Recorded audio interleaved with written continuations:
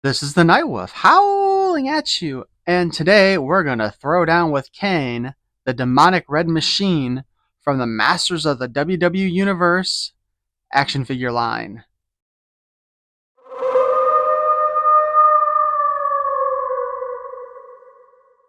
If you saw my community post from last week, I had filmed this once before. However, there was an issue with the video, which was basically it recording in slow motion the entire time. Thus, it became a huge file and over an hour and 20 minutes long. And as much as I would have liked to have been able to transfer that over and work on it on the computer to see what I could get out of it, that was not in the cards. So I am redoing the review, which of course does not include the unboxing part, but oh well. We'll take a look at the back of his package here, where it shows actually some really nice artwork of him, to be honest. Rebuilt in hellfire and brimstone, the man once known as Kane is now cyborg powerhouse known as the Big Red Machine, come to destroy all of WWEternia. And it shows his items here, which are Robotos, but in black, and instead of coming with the axe, he comes with a blast effect. And of course, we have the cross cell showing Goldberg, the heroic human jackhammer, Kane, the demonic red machine, Stephanie McMahon, the evil $1 billion skull queen, and of course the Ultimate Warrior, heroic champion of WWEternia. So I think the Ultimate Warrior is supposed to be the closest to the representative of He-Man in this line. To go over a little bit of history of Kane, we have Kane was his actual name is Glenn Thomas Jacobs, and he was born in April 26th of 1967. He is an American politician and a professional wrestler and has been signed to the WWE since 1995. He was inducted into the 2021 class of the WWE Hall of Fame. In 2018, he was elected as the Republican mayor of Knox County, Tennessee. In 2022, he won a second term as mayor. Jacobs began his professional career on the independent circuit in 1992, wrestling in promotions such as the Smoky Mountain Wrestling and the United States Wrestling Association, before finally joining the World Wrestling Federation, which is now the WWE. I have no idea what the E stands for. Is it just World Wrestling Entertainment? He's played various characters until in 1997 he was repackaged as Kane, the horror-themed personification of fire and the Juggernaut younger half-brother of The Undertaker and son of Paul Bearer. The Hellfire and Brimstone gimmick was rooted in acts of arson by The Undertaker as part of their characters' backstories. Kane would alternately feud and team with The Undertaker, and when they teamed together, they were known as the Brothers of Destruction. In June of 1998, Kane formed a tag team with The Mankind, with whom he won a WWF Tag Team Championship twice that summer. After the ascension between the partners saw their second reign end, at SummerSlam, Kane broke away from Mankind and allied with The Undertaker, and thus began the duo of the Brothers of Destruction. As far as politics go, I gotta love some of the stuff this guy has said.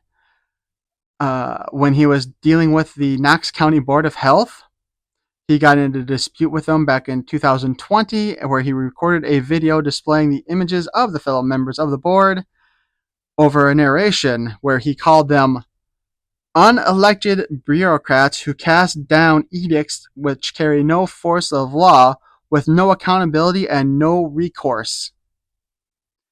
He would advocate for the abolishment of the board and later successfully pressured the Knox County Commission to move up a vote on limiting their powers from April to March 2021. I gotta love a guy who seems to want to be a little bit more for smaller government. And let's be honest, the unelected bureaucrats are part of the reason why the country is in as bad a shape as it is. Not that I want to get too political with this, just gotta say, I like that kind of thinking. So, anyway, that's what we've got for a little bit of Kane's backstory.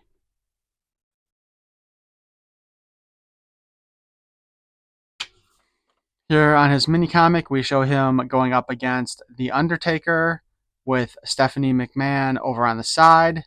Though it's hard to tell in this image if she is supposed to be fighting with or against Kane. On the inside, we get another bit of good artwork. The one on the back of the box does look better, however, than the one inside. And we have Kane, the demonic red machine. The great battle has begun. A darkness threatens to consume WWE Eternia as the faction of evil superstars rise from parts unknown to control the balance of power. But the heroic superstars accept the challenge to defend the planet and determine who are the masters of the WWE Universe. Height 7 feet 0 inches. That is freaking tall. I believe that makes him only about 4 inches shorter than Andre the Giant, which leads you to wonder why they didn't do the giant buck with him. I mean, I think Andre the Giant was one of the last figures they released in this line, so maybe that's why. His weight is 320 pounds, superstar powers, pyrokinetics, can walk through hellfire and brimstone, foreign objects, monstrous robotic arsenal.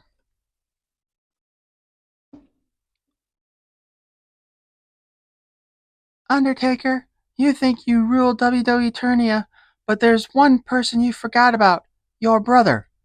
Impossible. It's gotta be Kane. You thought you got rid of him long ago, but his hate for you lit the fire for his return. I rebuilt him as a big red machine and brought him here for one reason: revenge. Meet your doom, brother. This is quite possibly the worst line in one of these mini comics. The impossible, it's gotta be Kang. It should have been something like impossible, that can't be Kane. That would have made far more sense than this. On the back, of course, we get the same cross-sell that we got on the back of the packaging, showing Goldberg, the heroic human jackhammer, Kane, the demonic red machine, Stephanie McMahon, evil $1 billion skull queen, and, of course, Ultimate Warrior, heroic champion of WWE Eternia.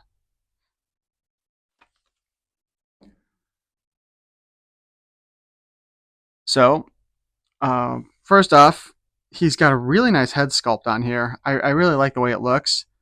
You can see the mask around there. It covers his face but leaves the mouth area open, kind of like the way Batman does it, only without the little bit that goes underneath the chin.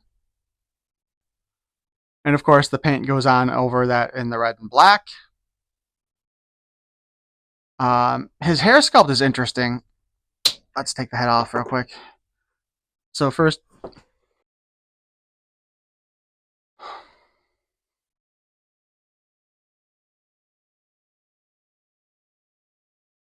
so better look at his head sculpt there. But what I want to really point out here is that it looks like this has been molded in a somewhat translucent orangish yellow plastic. And it looks like it was actually molded with a gradient into the mold itself, going from lighter to darker. You can kind of see a little bit better here.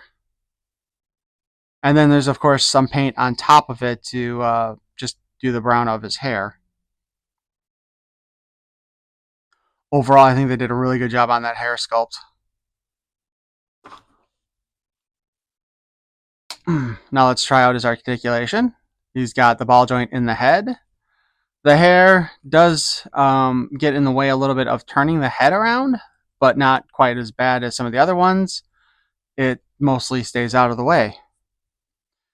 Articulation-wise, we've got the up and the down. We can spin around. And of course, when you spin around, the arm pushes itself out a little bit.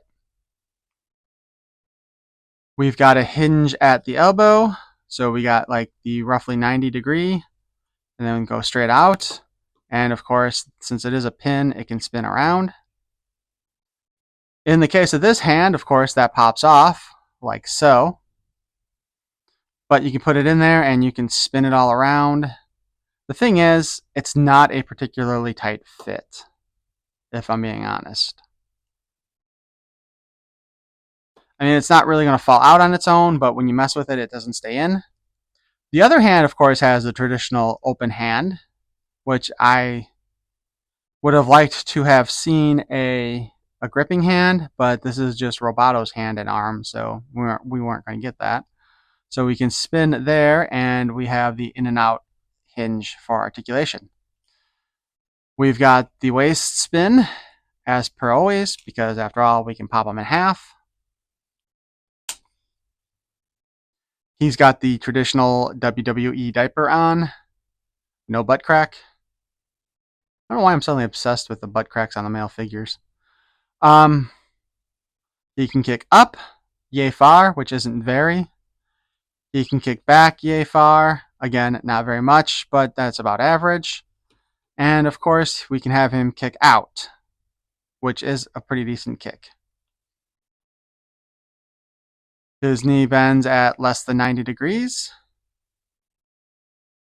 There is, of course, a boot cut halfway down the shin, like so, which is kind of interesting because I would have half expected the boot cut to be like up here.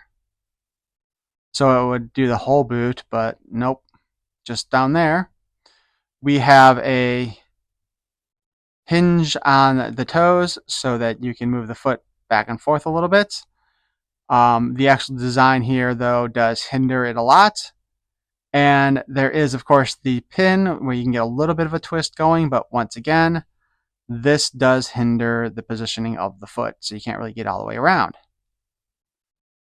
As mentioned before, he does come with a claw, Robato's. He has the double-barreled gun, which also fits into place. And like the claw, it fits in there, but it is fairly loose. And then we have the blast effect here, which it is designed specifically. There are 2 holes and then little grooves here for the top of the gun. So this goes on like so.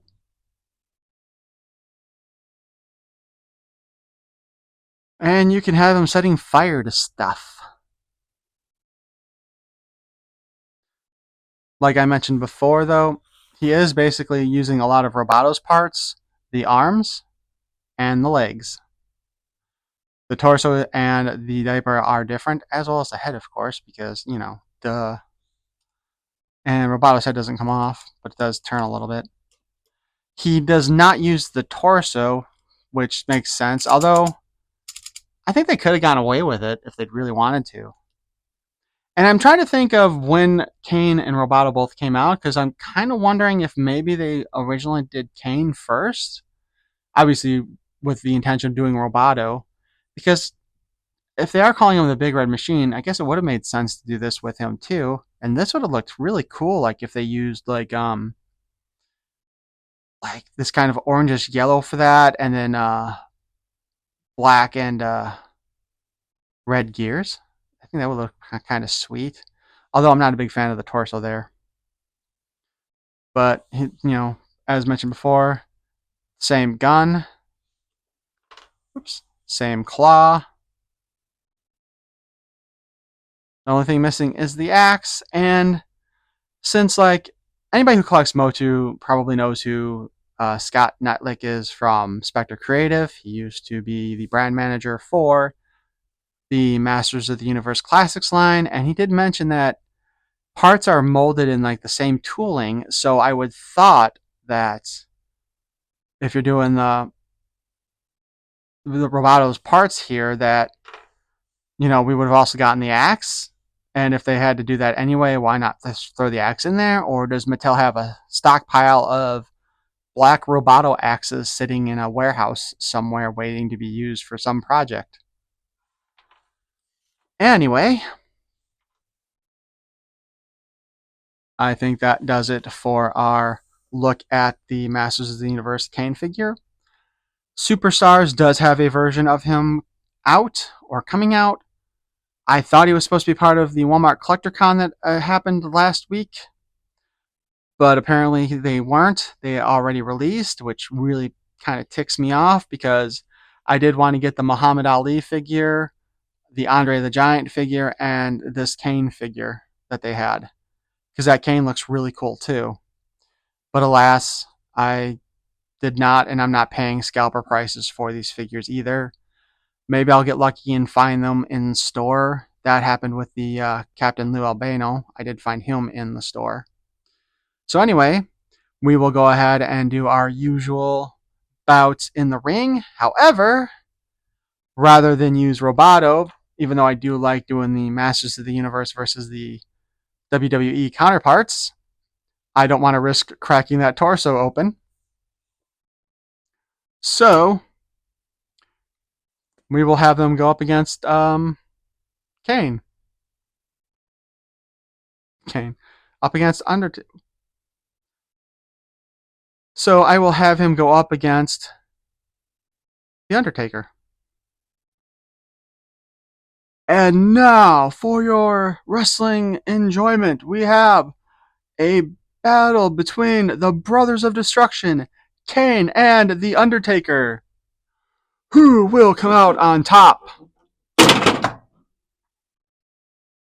was pretty awesome, man. Kane did a spin kick. Oh, sorry. And Kane wins by using a spin kick to knock The Undertaker out of the ring. Hoo-yah! And Kane kicks The Undertaker out of the ring once again, marking him the champion of the Gray Skull Arena. 1,